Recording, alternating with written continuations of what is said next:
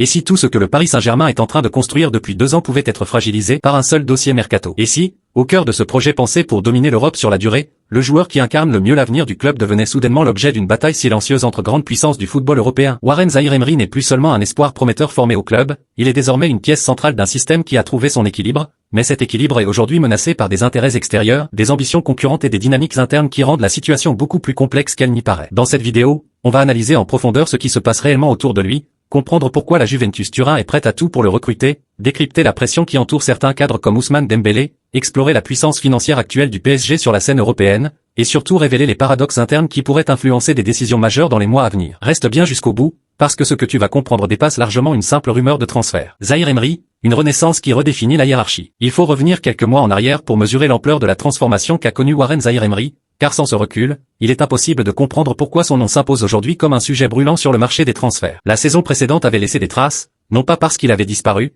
mais parce que le contexte collectif du PSG avait évolué vers un niveau d'exigence encore plus élevé, avec une intensité tactique et une concurrence interne qui ont naturellement relégué certains profils à des rôles secondaires, y compris celui d'un joueur aussi prometteur que lui. Dans l'esprit de Luis Enrique, la hiérarchie était claire, structurée autour de joueurs capables de répondre immédiatement aux exigences du système, et dans cette configuration, Zaïre-Emery apparaissait comme un talent en construction, encore en phase d'adaptation, derrière des milieux plus expérimentés et plus constants dans leur rendement. Mais ce qui distingue les joueurs d'élite, ce n'est pas leur capacité à briller quand tout va bien, c'est leur réaction quand ils sont mis à l'écart, quand leur statut est remis en question, quand leur progression semble ralentir. Et c'est précisément là que Zaïre-Emery a changé de dimension. Profitant d'un enchaînement de circonstances, notamment des absences importantes dans l'effectif, il n'a pas simplement retrouvé du temps de jeu, il a imposé un nouveau standard de performance, transformant chaque opportunité en démonstration de maturité, chaque apparition en preuve de son importance croissante. Son jeu a gagné en verticalité, en intelligence positionnelle, en autorité dans la gestion des temps faibles et des temps forts, et surtout en constance, ce qui est souvent le critère le plus déterminant pour un entraîneur au moment de bâtir une équipe stable. Aujourd'hui, il ne s'agit plus de savoir s'il a du potentiel,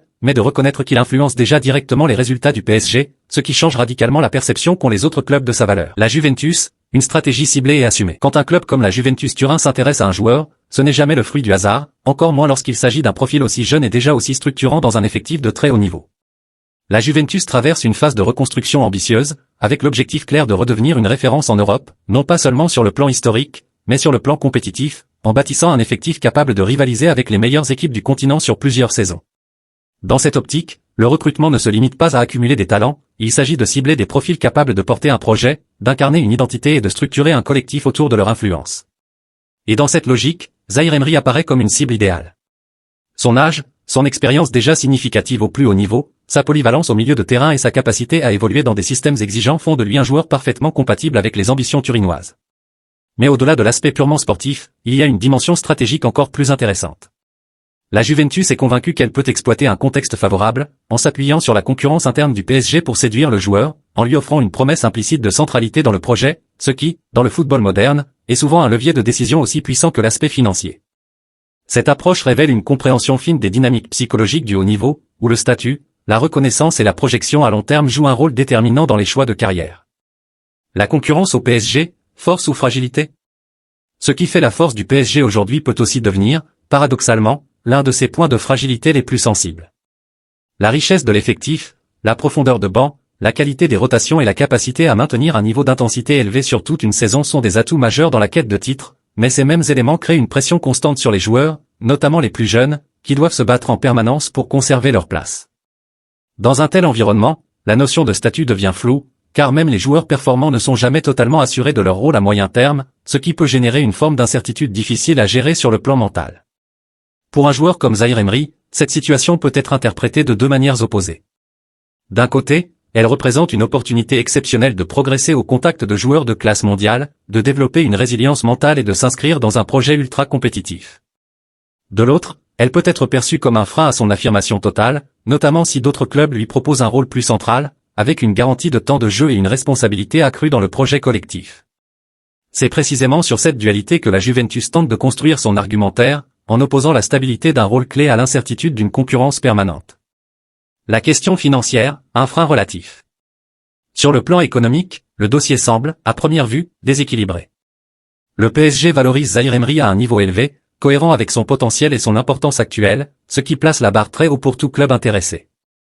Mais dans le football moderne, la question n'est pas seulement de savoir si un club peut payer, mais de comprendre comment il peut structurer une opération pour la rendre viable, que ce soit à travers des montages financiers, des ventes préalables ou des choix stratégiques sur le long terme.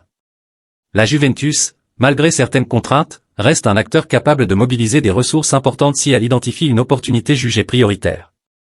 Cela signifie que le facteur financier, bien qu'important, ne constitue pas une garantie absolue pour le PSG, surtout si d'autres paramètres, comme la volonté du joueur, entrent en jeu. Liverpool et Dembélé, une menace parallèle. Pendant que le dossier Zaïre Emery attire l'attention, une autre dynamique se développe en parallèle, impliquant cette fois-ci Liverpool FC et l'un des joueurs les plus décisifs du PSG, Ousmane Dembélé. Liverpool, confronté à une phase de transition après des résultats en dessous de ses standards habituels, doit repenser son projet offensif, notamment avec le départ imminent de Mohamed Salah, qui laisse un vide presque impossible à combler en termes de production et d'influence. Dans cette quête, Dembélé apparaît comme un profil capable de répondre à plusieurs exigences, grâce à sa créativité, sa capacité à déséquilibrer les défenses et son expérience au plus haut niveau. L'intérêt exprimé par certains observateurs proches du club traduit une réalité plus large, celle d'un PSG devenu une référence en matière de talents offensifs, ce qui attire logiquement les convoitises. Même si un départ reste peu probable à court terme, cette situation contribue à renforcer l'idée que le PSG est désormais une cible permanente sur le marché des transferts. La puissance financière du PSG en Europe. Sur le plan économique, le PSG se trouve dans une position particulièrement solide, renforcée par ses performances en Ligue des Champions, qui lui assurent des revenus considérables et une visibilité accrue sur la scène internationale.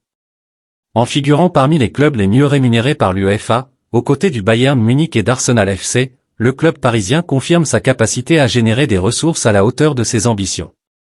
Cette puissance financière lui permet non seulement de résister aux offres extérieures, mais aussi d'envisager des investissements stratégiques pour renforcer son effectif et maintenir son statut parmi les meilleures équipes européennes.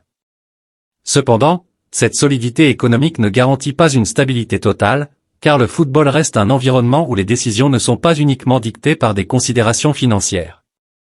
Gonçalo Ramos, le symbole d'un équilibre fragile.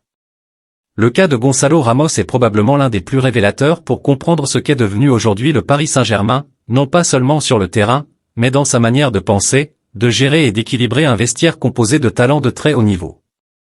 À première vue, la situation peut sembler simple, presque banale dans un grand club, un joueur de qualité, impliqué, professionnel, mais qui ne bénéficie pas d'un temps de jeu conséquent en raison de la concurrence. Pourtant, lorsqu'on creuse réellement, on découvre un cas beaucoup plus profond, presque paradoxal, qui en dit long sur la philosophie actuelle du PSG. Parce que ce que souligne Pedro Miguel Paoletta n'est pas anodin.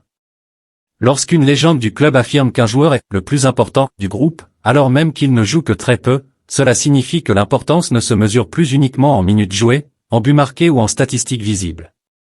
Cela signifie que le PSG valorise désormais des éléments beaucoup plus subtils, presque invisibles pour le grand public, l'attitude à l'entraînement, la capacité à rester mobilisé sans garantie.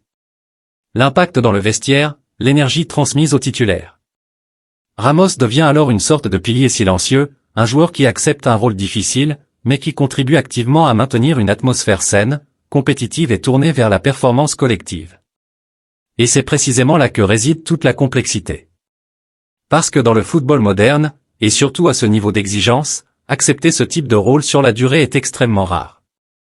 Les joueurs veulent jouer, exister, être décisifs, ressentir l'adrénaline du terrain. Et pourtant, Ramos semble évoluer dans une logique différente, presque à contre-courant de l'individualisme souvent présent dans les grands clubs. Mais cette situation soulève des questions essentielles. Combien de temps un joueur peut-il accepter d'être aussi important, sans être réellement utilisé?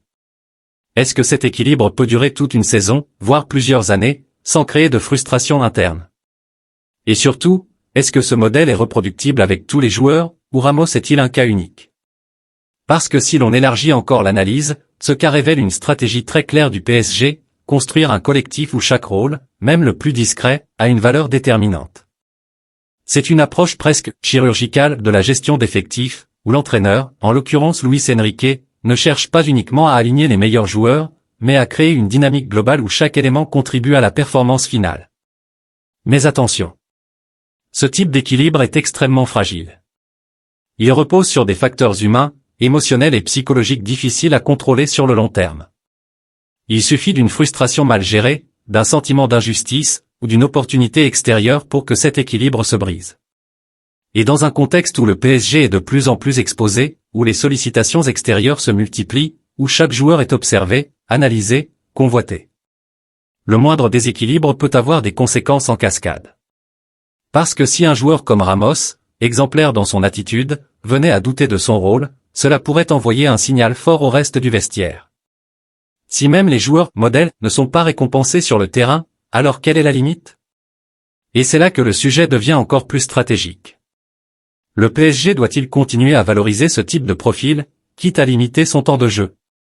Ou doit-il trouver un moyen de mieux équilibrer reconnaissance invisible et reconnaissance sportive? Et toi, tu en penses quoi?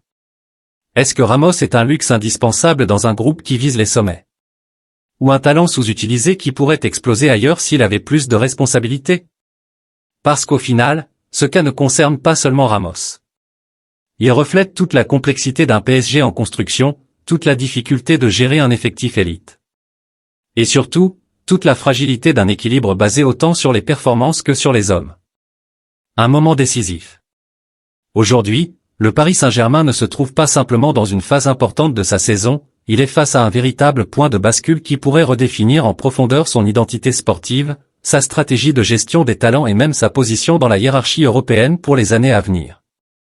Parce qu'au-delà des résultats, au-delà des trophées potentiels, au-delà même des millions générés par la Ligue des Champions, ce qui est en train de se jouer est beaucoup plus subtil, beaucoup plus stratégique, et surtout beaucoup plus fragile qu'il n'y paraît à première vue. Le dossier Warren Zaïre-Emery n'est pas seulement une rumeur de transfert parmi d'autres, il agit comme un révélateur, presque comme un test grandeur nature de la capacité du PSG à protéger son projet face à une pression extérieure de plus en plus intense, incarnée ici par des clubs historiques comme la Juventus Turin, mais qui pourrait demain venir d'Angleterre, d'Espagne ou d'ailleurs. Car une question fondamentale se pose désormais, et elle mérite d'être analysée sans détour. Le PSG est-il prêt à construire autour de ses jeunes talents, ou va-t-il continuer à fonctionner dans une logique où personne n'est réellement intouchable? Parce que si un joueur comme Zaïre-Emery, formé au club, devenu indispensable sur le terrain, respecté dans le vestiaire et déjà reconnu sur la scène européenne, peut être exposé à ce type de pression, alors quel message cela envoie-t-il aux autres joueurs, aux futurs talents, et même aux supporters? Et c'est là que le débat devient encore plus intéressant. Est-ce que la concurrence interne, aussi bénéfique soit-elle pour maintenir un niveau d'exigence élevé, ne devient pas à un moment donné un facteur de risque? Est-ce que proposer un rôle clair, stable et central à un jeune joueur ne vaut pas parfois plus que de lui offrir un environnement ultra compétitif mais incertain? Est-ce que le PSG doit évoluer vers un modèle où certains joueurs deviennent véritablement intouchables, comme cela peut être le cas dans d'autres grandes équipes européennes? Mais ce n'est pas tout. Parce que si on élargit encore l'analyse, une autre question apparaît. Le PSG est-il en train de devenir une destination finale, ou simplement une étape avant un autre projet? Lorsque des clubs comme Liverpool FC commencent à s'intéresser ouvertement à des joueurs majeurs comme Ousmane Dembélé, cela signifie que le regard porté sur Paris a changé, que le club est désormais perçu comme un réservoir de talents capable d'élever le niveau de n'importe quelle équipe en Europe. Et même si cela peut être vu comme une reconnaissance, cela représente aussi un danger. Parce que plus tu deviens attractif, plus tu deviens vulnérable. Alors aujourd'hui, la vraie question n'est plus simplement sportive. Elle est stratégique, elle est identitaire, elle est presque philosophique. Quel PSG veut-on voir dans les prochaines années? Un PSG qui accumule les talents? Ou un PSG qui construit autour de piliers solides et durables? Un PSG qui résiste à toutes les offres? Ou un PSG qui sait vendre intelligemment pour se réinventer? Un PSG où chaque joueur doit se battre pour survivre? Ou un PSG où certains leaders sont clairement définis et protégés? Parce que les décisions qui seront prises dans les mois à venir ne vont pas seulement influencer un mercato. Elles vont définir une trajectoire. Elles vont dessiner un futur. Elles vont révéler la vraie ambition du club. Maintenant, j'ai besoin de ton avis, et sois honnête. Si tu es dirigeant du PSG, tu fais quoi avec Zaïre-Emery? Tu le bloques à tout prix, même face à une énorme offre, ou tu écoutes si le montant devient irrésistible? Est-ce que tu penses que rester à Paris est la meilleure décision pour sa carrière, ou qu'un départ dans un club comme la Juventus pourrait accélérer son évolution? Et dis-moi aussi, la concurrence actuelle au PSG est-elle une force, ou un problème à long terme? Enfin, selon toi, Dembélé doit-il être absolument intouchable, ou le PSG doit-il rester ouvert à toutes les possibilités? Écris-moi tout ça en commentaire, je veux vraiment lire ton analyse. Et si tu veux continuer à comprendre ce qui se passe réellement dans les coulisses du football européen, avec des analyses profondes, structurées et sans filtre, abonne-toi dès maintenant, Parce que ce qu'on vient de décrypter aujourd'hui, ce n'est que le début. Allez Paris!